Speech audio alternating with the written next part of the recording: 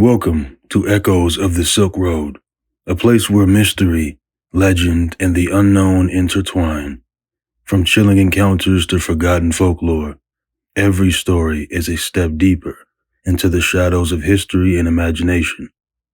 If you enjoy unraveling the eerie and unexplained, make sure to like, share, and subscribe.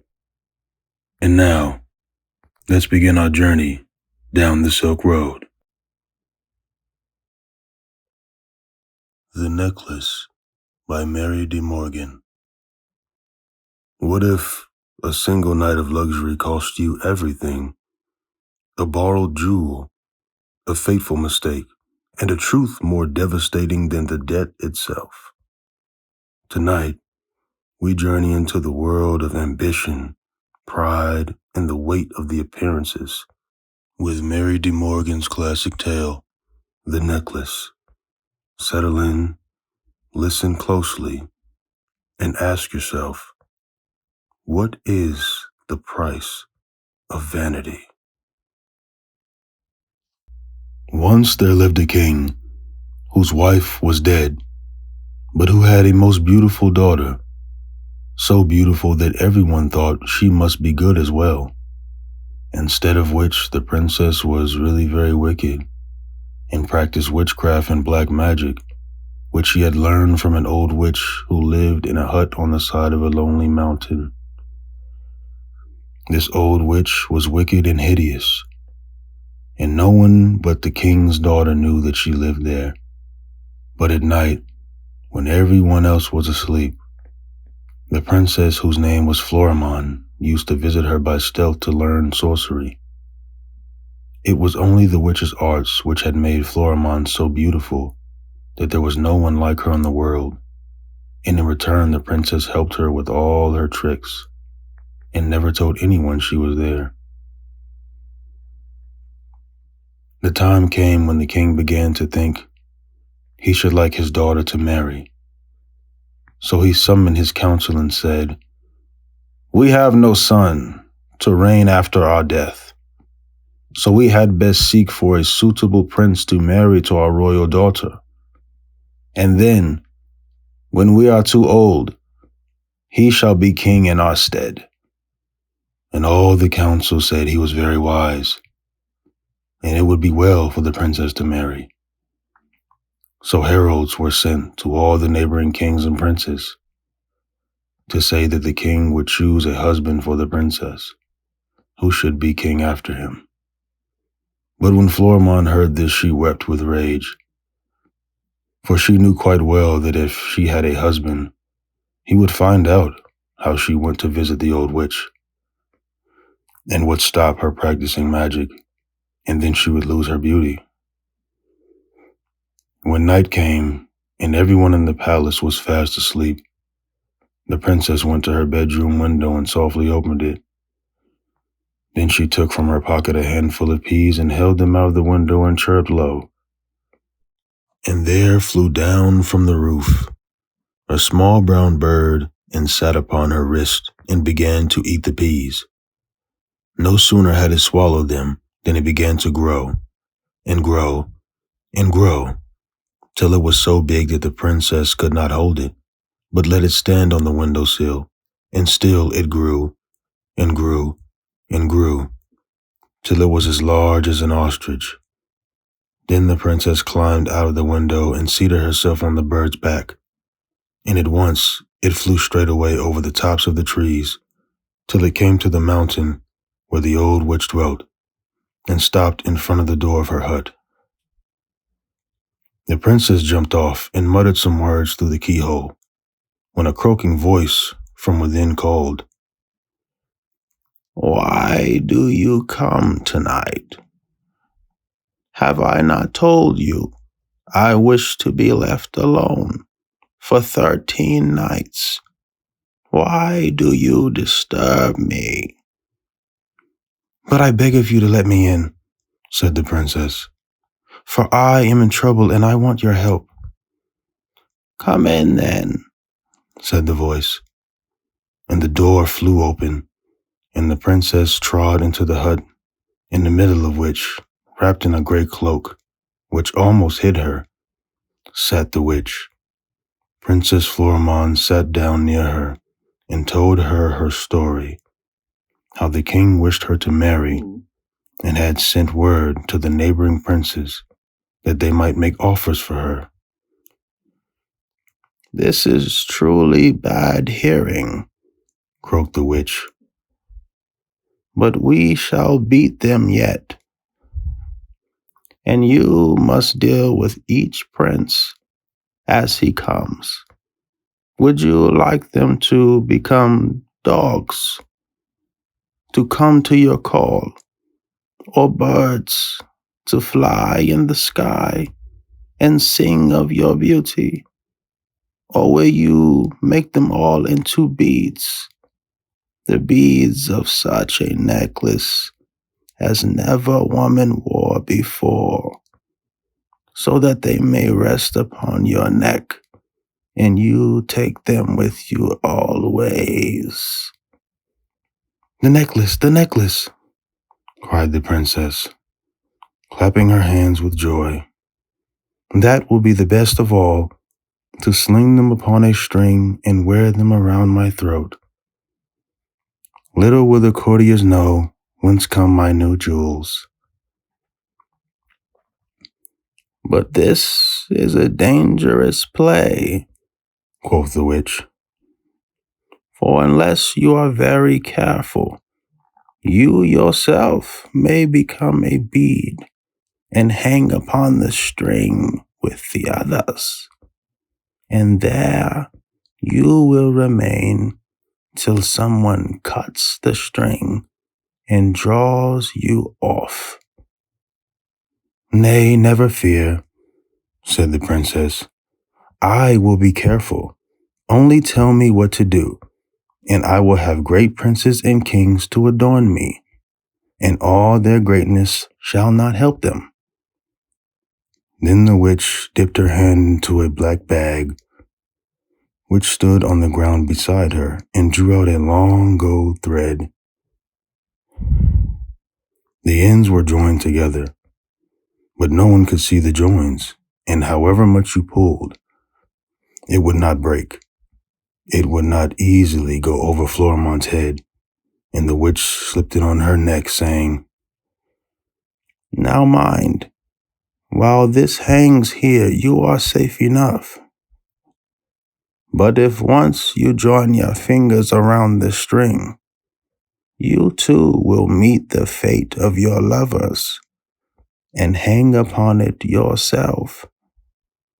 As for the kings and princes who would marry you, all you have to do is make them close their fingers around the chain, and at once they will be strung upon it as bright, hard beads, and there they shall remain till it is cut and they drop off." "This is very delightful," cried the princess, "and I am already quite impatient for the first to come that I may try."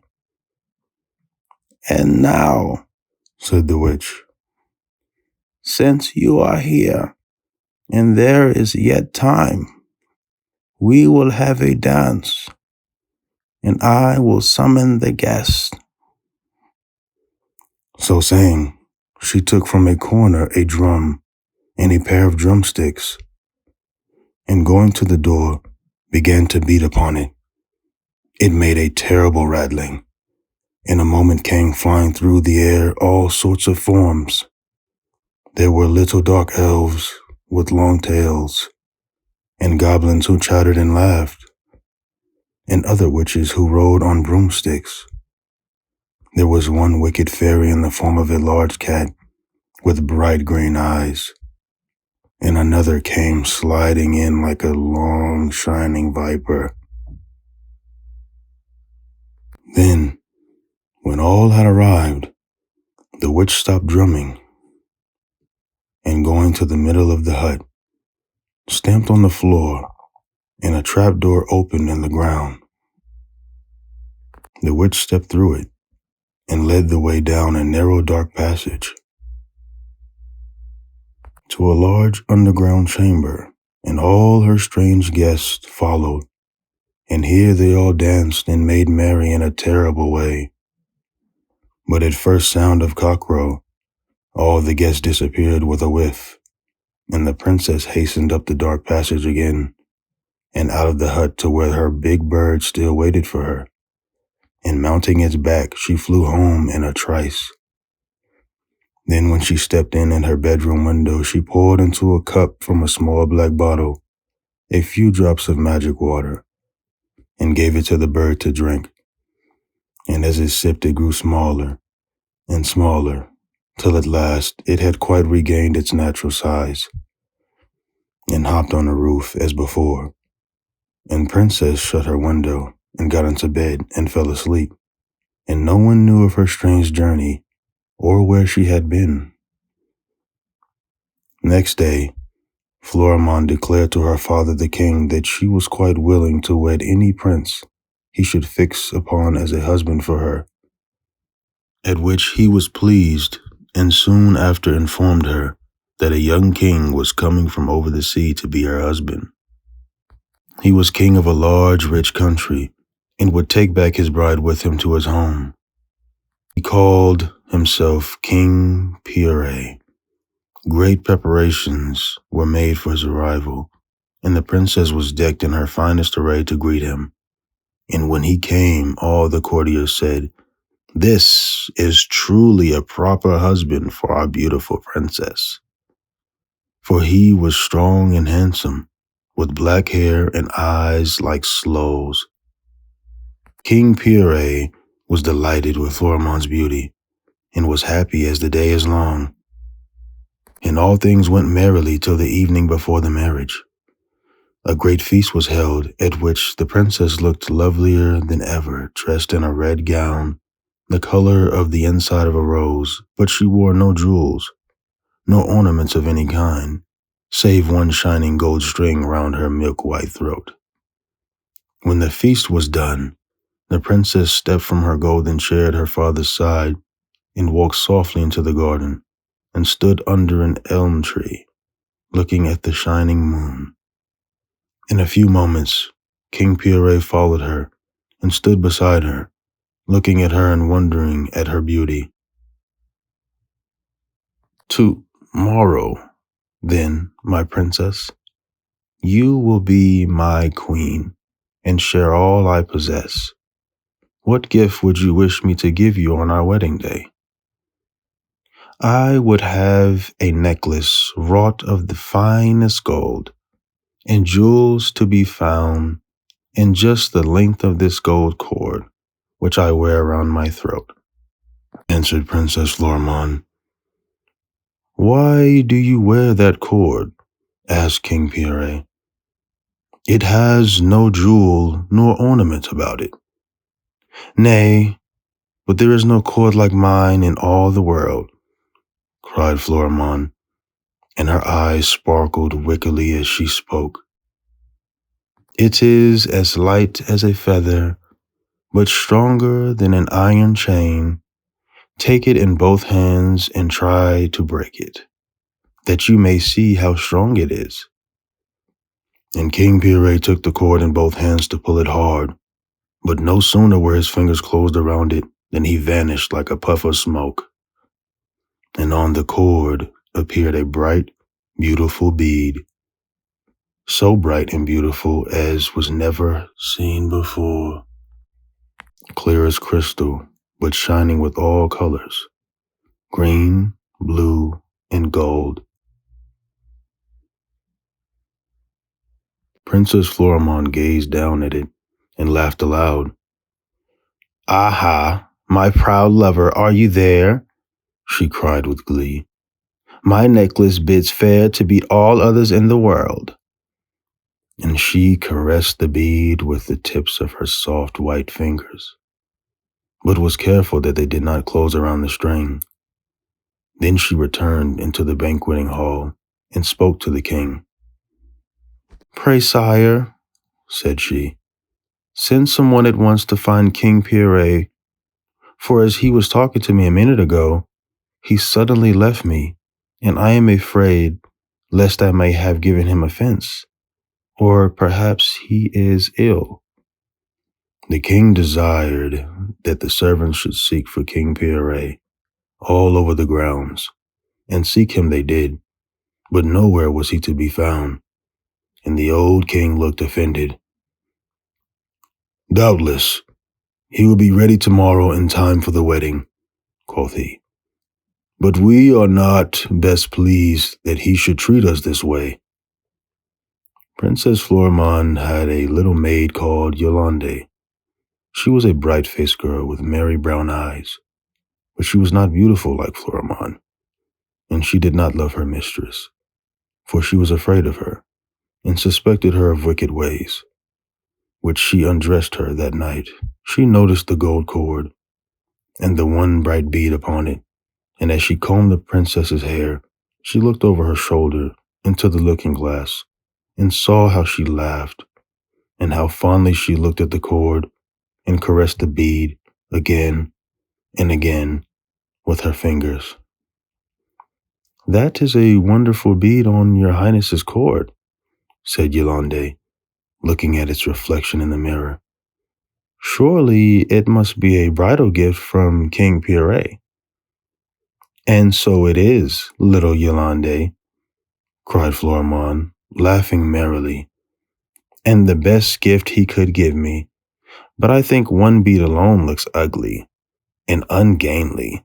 Soon I hope I shall have another, and another, and another, all as beautiful as the first." Then Yolande shook her head and said to herself, "This bodes no good." Next morning, all was prepared for the marriage, and the princess was dressed in the white satin and pearls, with a long white lace veil over her, and a bridal wreath on her head, and she stood waiting among her grandly dressed ladies, who all said that such a beautiful bride had never been seen in the world before. But just as they were preparing to go down to the fine company in the hall, a messenger came in great haste, summoning the princess at once to her father the king, as he was much perplexed.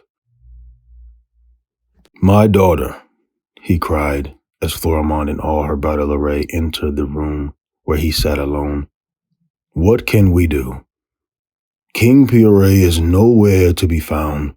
I fear lest he may have been seized by robbers and based murdered for his rich clothes, or carried away to some mountain and left there to starve. My soldiers are gone far and wide to seek him, and we should hear of him ere day is gone. But where there is no bridegroom, there can be no bridal."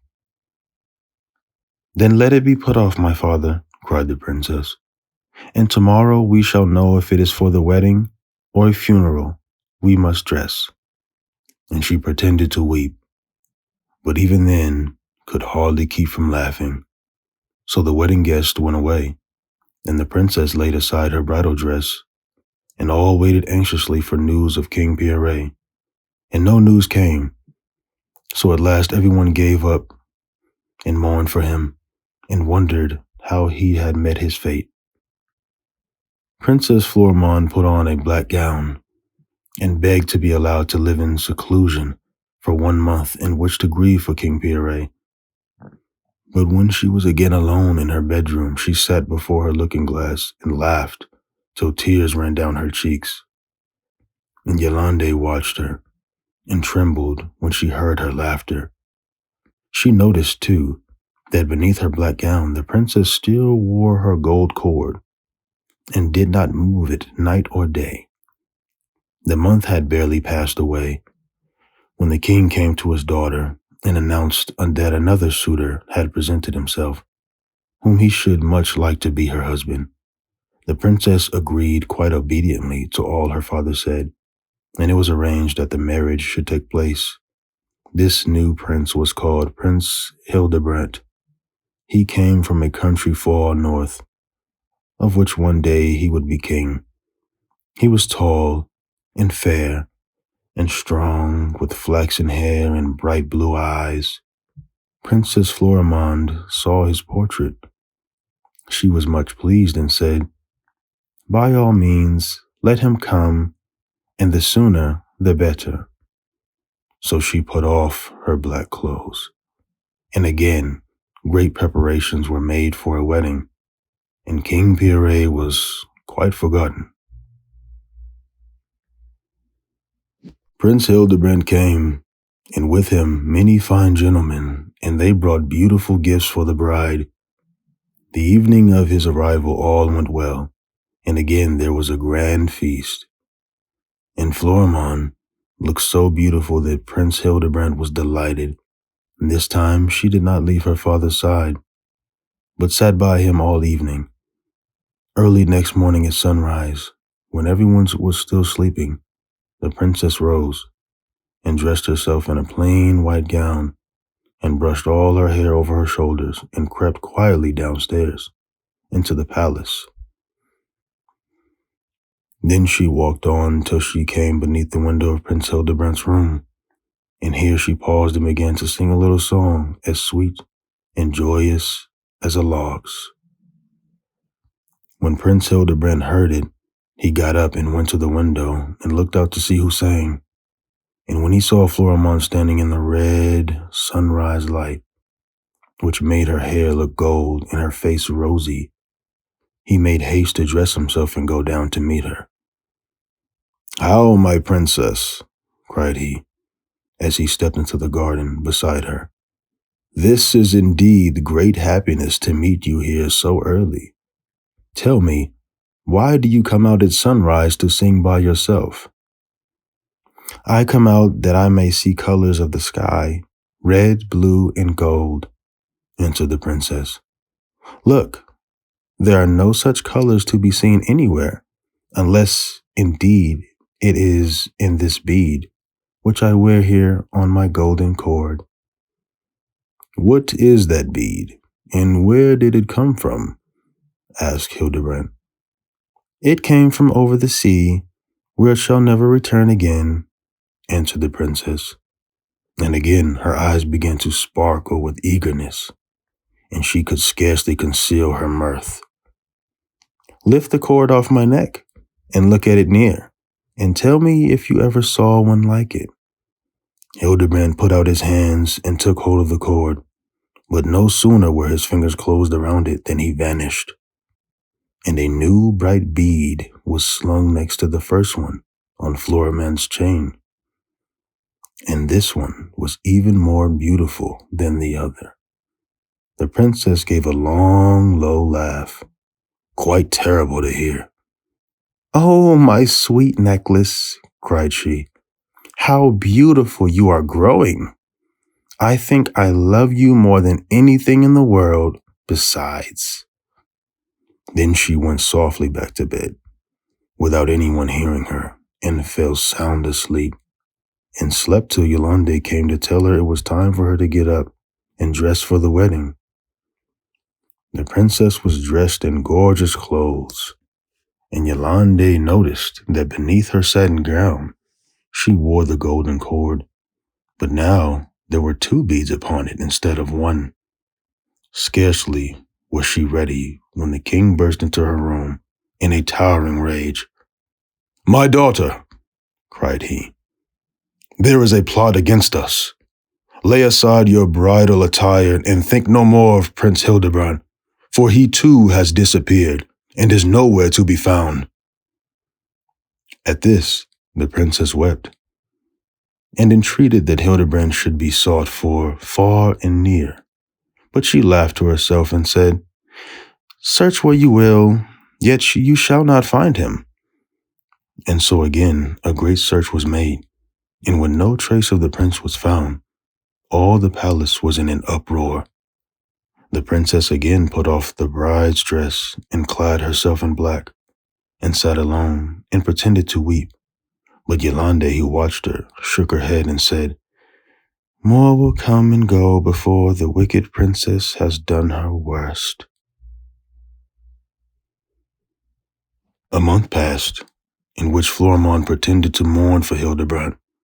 Then she went to the king and said, "Sire, I pray that you will not let people say that when my bridegroom comes to marry me, as soon as he has seen me, he flies rather than be my husband.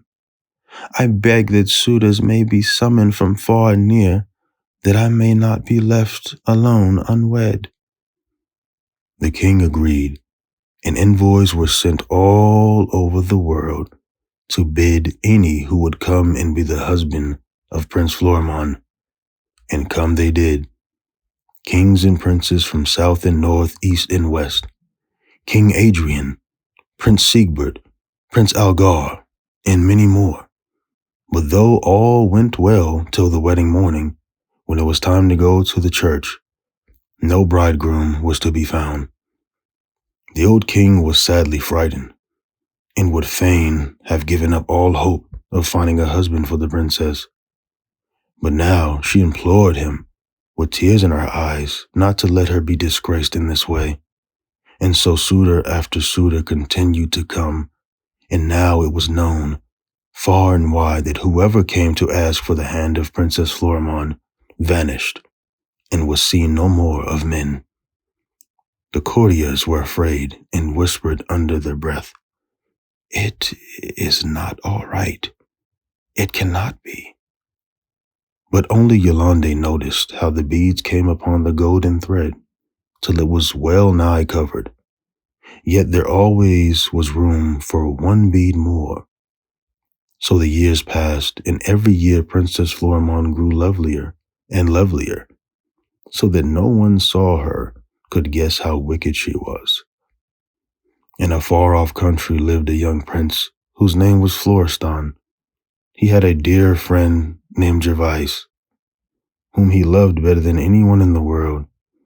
Gervais was tall and broad and stout of limb, and he loved Prince Florestan so well that he would gladly have died to serve him.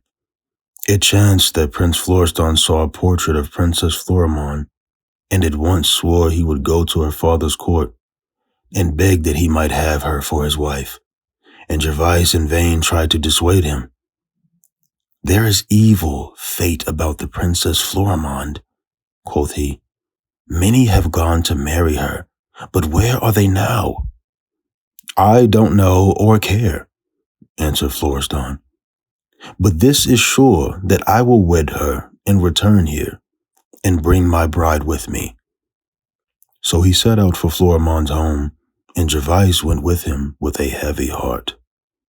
When they reached the court, the old king received them and welcomed them warmly, and he said to his courtiers, "Here is a fine young prince, to whom we would gladly see our daughter wed. Let us hope that this time all will be well." But now Florimond had grown so bold that she scarcely tried to conceal her mirth. "I will gladly marry him tomorrow, if he comes to the church," she said. "But if he is not there, what can I do?" She laughed long and merrily, till those who heard her shuddered. When the princess's ladies came to tell her that Prince Florestan had arrived, she was in the garden, lying on the marble edge of a fountain, feeding the goldfish who swam in the water. "Bid him come to me," she said, "for I will not go any more in state to meet any suitors. Neither will I put on grand attire for them. Let him come and find me as I am, since all find it so easy to come and go." So her ladies told the prince that Florimond waited for him near the fountain. She did not rise when he came to where she lay, but his heart bounded with joy, for he had never in his life beheld such a beautiful woman. She wore a thin, soft white dress, which clung to her lithe figure. Her beautiful arms and hands were bare, and she dabbled with them in the water and played with the fish. Her great blue eyes were sparkling with mirth and were so beautiful that no one noticed that wicked look that hid in them. And on her neck lay the marvelous, many-colored necklace, which was itself a wonder to behold. "You have my best greetings, Prince Florestan," she said, "and you too would be my suitor. Have you thought well of what you would do, since so many princes who have seen me have fled forever rather than marry me?" And as she spoke, she raised her white hand from the water and held it out to the prince, who stooped and kissed it, and scarcely knew how to answer her for bewilderment at her great loveliness. Gervais followed his master at a short distance, but he was ill at ease and trembled for fear of what should come. "Come, bid your friend leave us," said Florimond, looking at Gervais, "and sit beside me, and tell me of your home, and why you wish to marry me, and all pleasant things." Florestan begged that Gervais would leave them for a little, and he walked slowly away in a very mournful mood. He went on down the walks, not heeding where he was going, till he met Yolande, who stood beneath a tree laden with rosy apples, picking the fruit and throwing it into a basket at her feet. He would have passed her in silence, but she stopped him and said, "Have you come with the new prince? Do you love your master?" "Aye, better than anyone else in the world," answered Gervais. "Why do you ask?" "And where is he now?" said Yolande, not heeding Gervais's question. "He sits by the fountain with the beautiful princess," said Gervais. "Then I hope you have said goodbye to him. Well, for be assured you shall never see him again," said Yolande, nodding her head. "Why not? And who are you to talk like this?" asked Gervais. "My name is Yolande," answered she, "and I am Princess Florimonde's maid. Do you not know that Prince Florestan is the 11th lover who has come to marry her? And one by one, they have disappeared, and only I know where they are gone." "And where are they gone?" cried Gervais. "And why do you not tell the world and prevent good men being lost like this?" "Because I fear my mistress," said Yolande, speaking low and drawing near to him. "She is a sorceress, and she wears the brave kings and princes who come to woo her, strung upon a cord round her neck. Each one forms the bead of a necklace, which she wears both day and night. I have watched that necklace growing. First, it was only an empty gold thread. Then came King Pierre, and when he disappeared, the first bead appeared upon it. Then came Hildebrand, and 2 beads were on the string instead of 1. Then followed Adrian, Siegbert, and Algar, and Sinred, and Pharamond, and Baldwin, and Leofric, and Raoul, and all are gone. And 10 beads hang upon the string, and tonight there will be 11, and the 11th will be your Prince Florestan." "If this be so," cried Gervais, "I will never rest till I have plunged my sword into Florimond's heart." But Yolande shook her head. "She is a sorceress," she said, "and it might be hard to kill her. Besides, that might not break the spell and bring back the princess to life. I wish I could show you the necklace, and you might count the beads and see if I do not speak truth. But it is always about her neck, both night and day, so it is impossible." "Take me to her room tonight when she is asleep, and let me see it there," said Gervais. "Very well, we will try," said Yolande.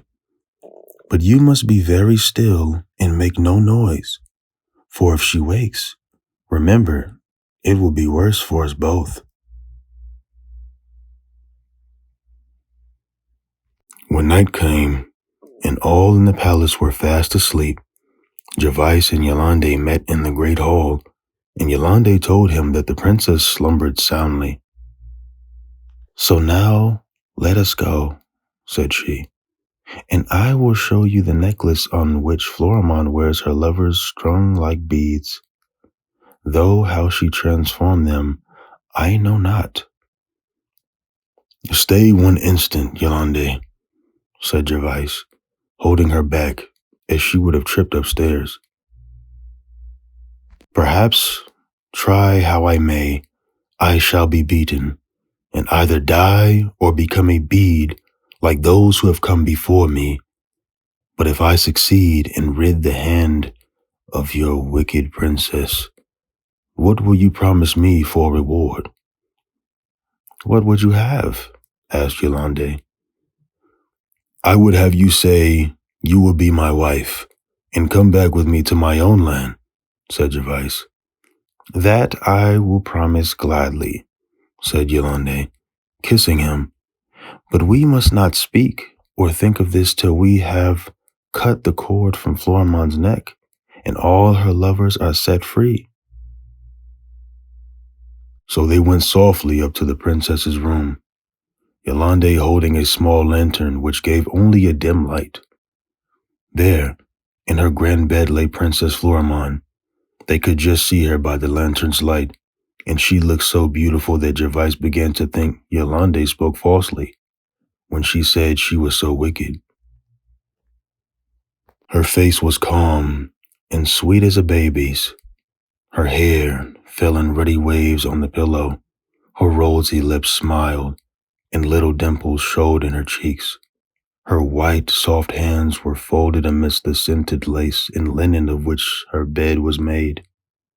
Gervais almost forgot to look at the glittering beads hung around her throat, in wondering at her loveliness, but Yolande pulled him by the arm.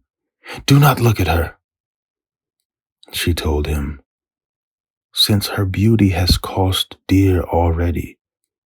Look rather at what remains of those who thought her as fair as you do now. See here." And she pointed with her finger to each bead in turn. "This was Pierre, and this Hildebrand, and these are Adrian, and Siegbert, and Algar, and Sinred, and that is Pharamond, and that is Raoul. And last of all here is your own master prince, Florestan. Seek him now, where you will, and you will not find him, and you shall never see him again till the cord is cut and the charm broken." "Of what is the cord made?" said Gervais. "It is of the finest gold," she answered. "Nay, do you not touch her, lest she wake. I will show it to you." And Yolande put down the lantern and softly put out her hands to slip the beads aside.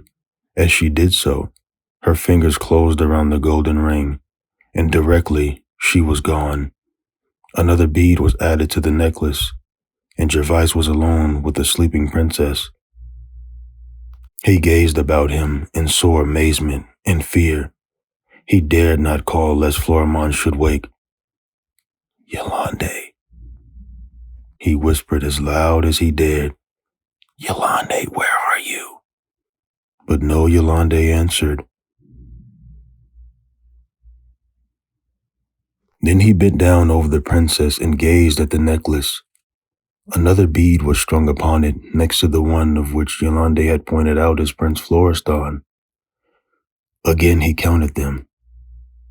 11 before, now there are 12. "Oh, hateful princess! I know now where go brave kings and princes who came to woo you, and where too is my Yolande?" As he looked at the last bead, tears filled his eyes. It was brighter and clearer than the others, and of a warm red hue, like the red dress Yolande had worn. The princess turned and laughed in her sleep, and at the sound of her laughter, Gervais was filled with horror and loathing. He crept, shuddering from the room, and all night he sat up alone, plotting how he might defeat Florimond and set Florestan and Yolande free.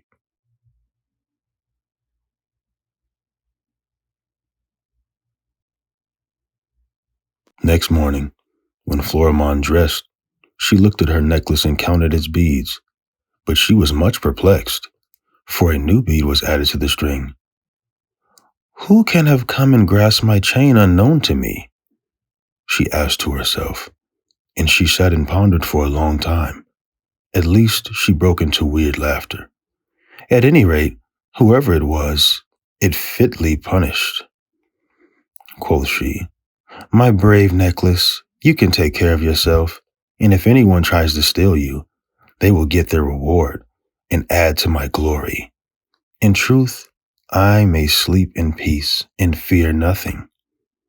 The day passed away, and no one missed Yolande. Towards sunset, the rain began to pour in torrents, and there was such a terrible thunderstorm that everyone was frightened. The thunder roared, the lightning gleamed, flash after flash. Every moment it grew fiercer and fiercer.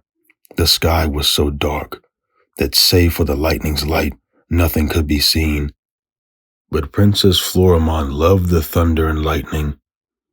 She sat in a room high up in one of the towers, clad in a black velvet dress, and she watched the lightning from the window and laughed at each pearl of thunder. In the midst of the storm of a stranger, wrapped in a cloak, rode to the palace door, and the ladies ran to tell the princess that a new prince had come to be her suitor. "And he will not tell his name," said they, "but says he hears that all are bidden to ask for the hand of Princess Florimond, and he too will try his good fortune." "Let him come," cried the princess. "Be he my prince or knave, what care I? If princes all fly from me, it may be better to marry a peasant." So they led the newcomer up to the room where Florimond sat. He was wrapped in a thick cloak, but he flung it aside as he came in, and showed how rich was his silken clothing underneath. And so well was he disguised that Florimond never saw that it was Gervais, but looked at him and thought she had never seen him before. "You are most welcome, stranger prince, who has come through such lightning and thunder to find me," said she. "Is it true, then, that you wish to be my suitor? What have you heard of me?" "It is quite true, princess," said Gervais, "and I have heard that you are the most beautiful woman in the world." "And is that true also?" asked the princess. "Look at me now and see." Gervais looked at her, and in his heart he said, "It is quite true.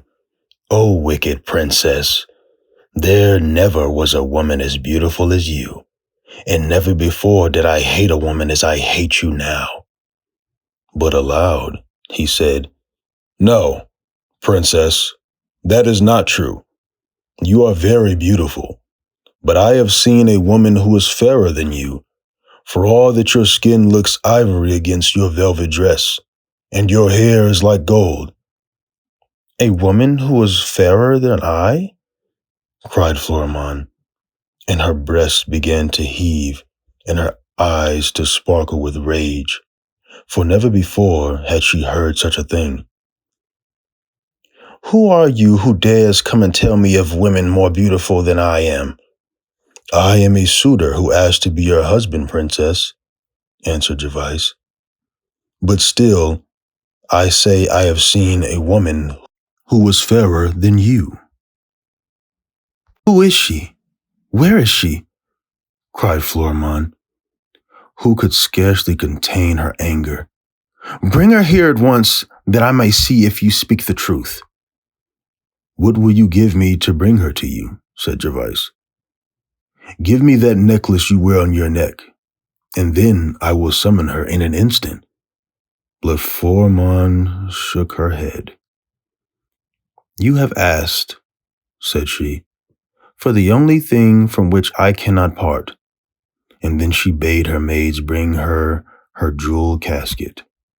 And she drew out diamonds and rubies and pearls and offered them, all or any, to Gervais. The lightning shone on them and made them shine and flash. But he shook his head. No, none of these will do, quoth he. You can see her for the necklace, but for nothing else.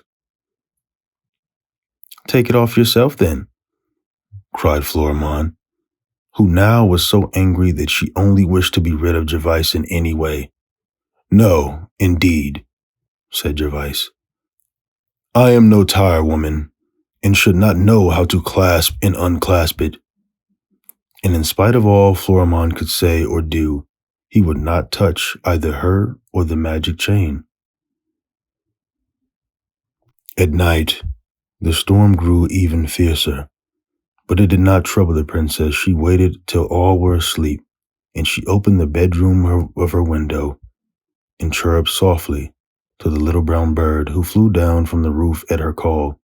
Then she gave him a handful of seeds as before, and he grew and grew and grew, till he was as large as an ostrich. And she sat upon his back and flew out through the air, laughing at the lightning and thunder, which flashed and roared around her.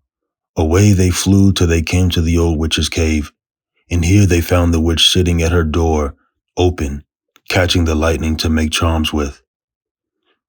Welcome, my dear, croaked she, as Florimond stepped from the bird. Here is a knight we both love well. And how goes the necklace? Right merrily, I see. 12 beads already. But what is that 12th? And she looked at it closely. Nay, that is one thing I want you to tell me, said Florimond, drying the rain from her golden hair. Last night when I slept there were 11, and this morning there are 12, and I know not from whence comes the 12th. It is no suitor, said the witch, but from some young maid that bead is made. But why should you mind? It looks well with the others. Some young maid, said the princess. Then it must be Cicely, or Maribel, or Yolande. Who would have robbed me of my necklace as I slept? But where care I? The silly wench is punished now, and so may all others be who would do the same. And when will you get the 13th bead? And where will he come from? Asked the witch. He awaits at the palace now, said Florimond, chuckling. And this is why I have to speak to you. And then she told the witch of the stranger who had come into the storm, and of how he would not touch her necklace, nor take the cord in his hand, and how he also said that he knew a woman fairer than she. Beware, beware, princess, cried the witch in a warning voice as she listened. Why should you heed tales of other women fairer than you? Have I not made you the most beautiful woman in the world? And can any others do more than I? Give no ear to what this stranger says, or you shall rue it. But still, Princess murmured and said she did not love to hear anyone speak of others as beautiful as she. Be warned in time, cried the witch, or you will have cause to repent it. Are you so silly or so vain as to be troubled because a prince says idly what you know is not true? I tell you, do not listen to him, but let him be slung to your chain as soon as may be, and then he will speak no more. And then they talked together of how Florimond could make Gervais grasp the fatal string.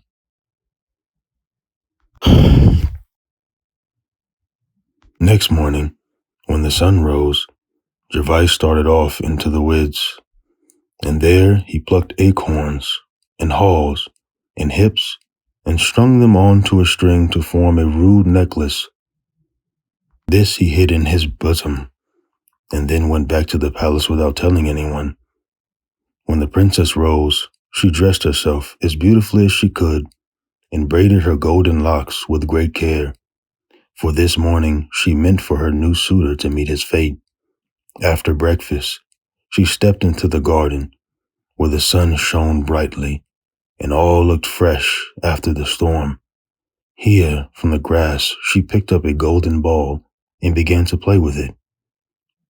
"Go to our new guest," she cried to her ladies, "and ask him to come here and play at ball with me." So they went, and soon they returned, bringing Gervais with them. "Good morrow, Prince," cried she. "Pray come and try your skill at this game with me. And you," she said to her ladies, "do not wait to watch our play, but each go your way and do what pleases you best." So they all went away and left her alone with Gervais. "Well, Prince," she cried as they began to play, "what do you think of me by morning light? Yesterday when you came, it was so dark, with thunder and clouds, that you could scarcely see my face. But now that there is a bright sunshine, pray look well at me, and see if you do not think of me as beautiful as any woman on earth." And she smiled at Gervais and looked so lovely as she spoke, and he scarce knew how to answer her, but he remembered Yolande and said, "Doubtless, you are very beautiful. Then why should you mind my telling you that I have seen a woman lovelier than you?"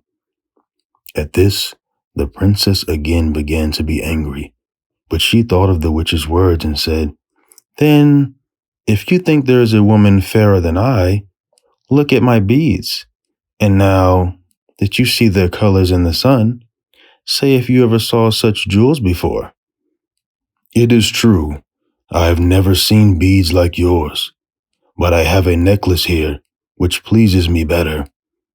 And from his pocket he drew the haws and acorns which he had strung together. "What is that necklace? And where did you get it? Show it to me," cried Florimond. But Gervais held it out of her reach and said, "I like my necklace better than yours, princess, and believe me, there is no necklace like mine in all the world." "Why, is it a fairy necklace? What does it do? Pray give it to me," cried Florimond, trembling with anger and curiosity, for she thought, perhaps it has power to make the wearer beautiful. Perhaps it was worn by the woman whom he thought more beautiful than I, and that is why she looks so fair. "Come, I will make a fair exchange," said Gervais. "Give me your necklace and you shall have mine, and when it is round your throat, I will truthfully say you are the fairest woman in the world. But first, I must have your necklace." "Take it then," cried the princess, who in her rage and eagerness forgot all else, and she seized the string of beads to lift it from her neck.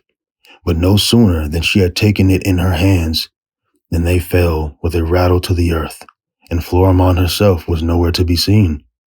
Gervais bent down over the necklace as it lay upon the grass, and with a smile counted 13 beads, and he knew that the 13th was the wicked princess, who had herself met the evil fate she had prepared for so many others.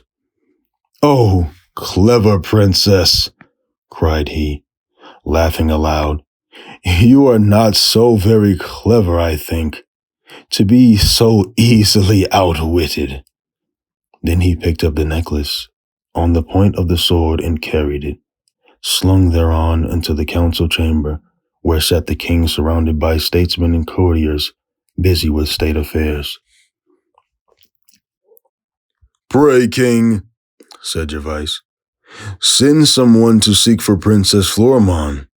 A moment ago she played with me at ball in the garden, and now She is nowhere to be seen." The king desired that servants should seek her royal highness, but they came back saying she was not to be found. "Then let me see if I cannot bring her to you. But first, let those who have been longer lost than she come and tell their own tale." And so, saying, Gervais let the necklace slip from his sword onto the floor and taking from his breast a sharp dagger, proceeded to cut the golden thread on which the beads were strung. As he clave it in two, there came a mighty noise like a clap of thunder. "Now," cried he, "look and see King Pierre, who was lost." And as he spoke, he drew from the cord a bead, and King Pierre, in his royal clothes, with his sword at his side, stood before them. "Treachery!" he cried. But ere he could say more, Gervais had drawn off another bead, and King Hildebrand appeared, and after him came Adrian, and Siegbert, and Algar, and Sinred, and Pharamond, and Raoul, and last of the princes, Gervais's own dear master Florestan, and they all denounced Princess Fiorimonde and her wickedness. "And now," cried Gervais, "here is she who has helped to save you all." And he drew off the 12th bead, and there stood Yolande in her red dress. And when he saw her, Gervais flung away his dagger and took her in his arms, and they wept for joy. The king and all the courtiers sat pale and trembling, unable to speak for fear and shame. At length the king said with a deep groan, "We owe you deep amends. O noble kings and princes, what punishment do you wish us to prepare for our most guilty daughter?" But here Gervais stopped him and said, "Give her no other punishment than what she has chosen for herself. See, here she is, the 13th bead upon the string. Let no one dare to draw it off, but let this string be hung up where all people can see it, and see the one bead, and know the wicked princess is punished for her sorcery. So it will be a warning to others who would do like her." So they lifted the golden thread with great care and hung it up outside the town hall, and there the one bead glittered and gleamed in the sunlight, and all who saw it knew that it was the wicked Princess Fiorimonde who had justly met her fate. Then all the kings and princes thanked Gervais and Yolande, and loaded them with presents, and each went to his own land. And Gervais married Yolande, and they went back with Prince Florestan to their home, and all lived happily to the end of their lives. And so ends the tale of Princess Fiorimonde, a story of beauty, vanity, and the power of truth. What did you think of this classic fairy tale? Let me know in the comments below. If you enjoyed this story, don't forget to like the video and subscribe for more timeless tales. Until next time, may your journey through the world of stories continue.